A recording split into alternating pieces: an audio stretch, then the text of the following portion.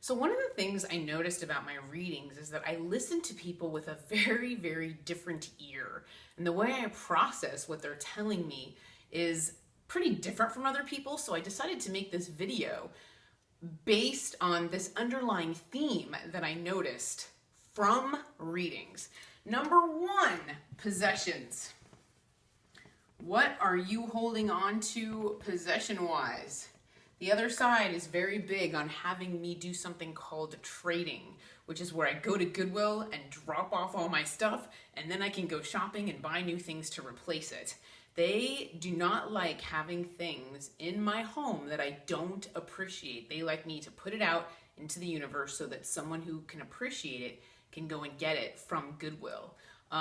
They also had me sell all of the jewelry in my safe because they thought it was dated and they didn't think I was wearing it enough. And the jeweler that I sold it to thought it was dated too. So he's actually going to melt it down and create more modern pieces to sell to people. So those metals are essentially being recycled and used by people now. So you see how that's good karma to kind of throw that stuff back in the universe for people to utilize as opposed to just sitting in my safe and not being used. That's actually considered bad karma energetically because you're not appreciating it. So whatever possessions you have around your home, I encourage you to go through them and put them out in the universe. Sell them, give them to Goodwill, whatever. But you should really kind of address that issue because it energetically opens you up to receiving more. They really don't want me going out and buying new things unless I kind of throw stuff out there. So it's like this cycle that they encourage me to do.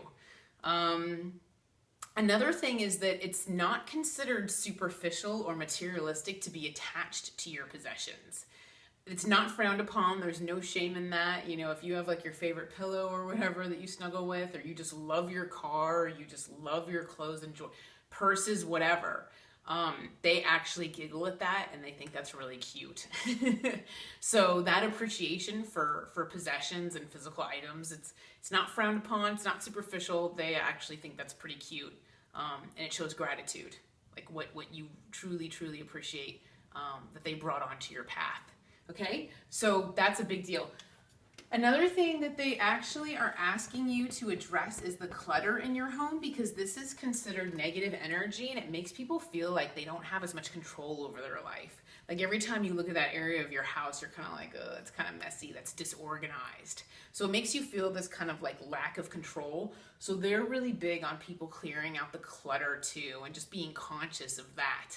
I was late to an in-person reading the other day and they made me run back and fix my bed. And I said, why? I'm late, I gotta go. And they said, no, you always feel so much better when you fix your bed. Just take the 2 minutes to do it.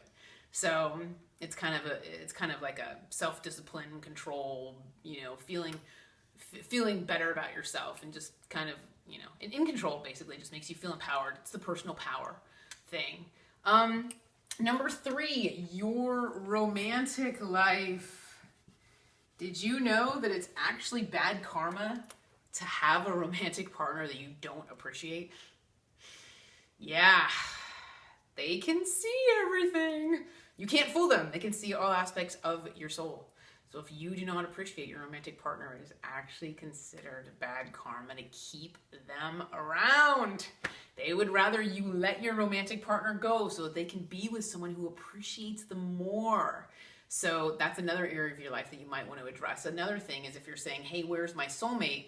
They are interested in you energetically opening up to receiving that soulmate. So they are going to appreciate it if you have a clear mind and a clear heart for receiving that new relationship into your life, and also attempting to better yourself in as many ways as possible in preparation for that soulmate. So they're very big on you also kind of meeting them halfway so they can bring people into your life. Okay, so just so you know, it's kind of this energetic receiving, you know, no blocking kind of energy. So it's up to you how you want to do that, but just to be conscious and aware of that, karmically speaking.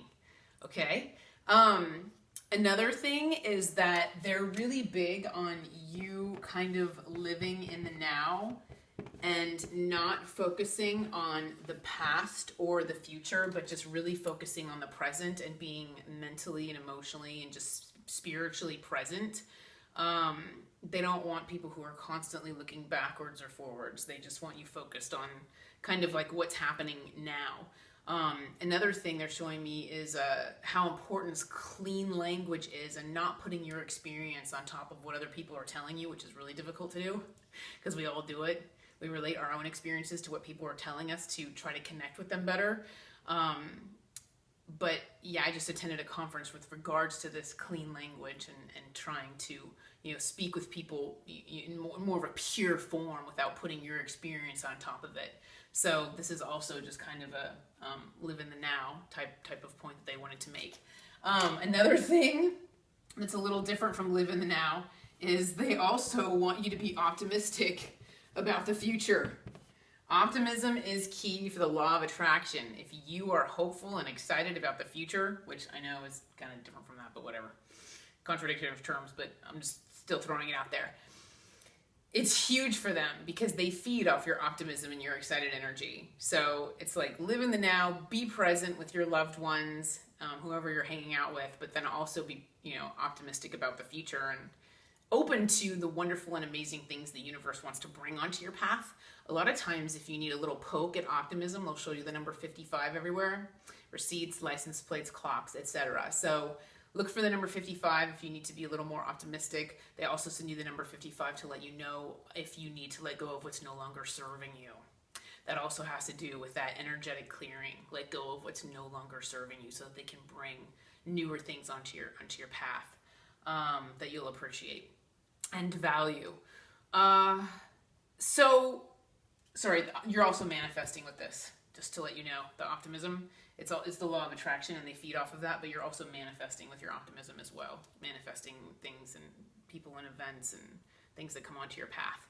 And then last but not least, this actually the most important thing, and this is something that's really hard for me because as people talk, I will hear these show up in their daily speech and it makes me really sad.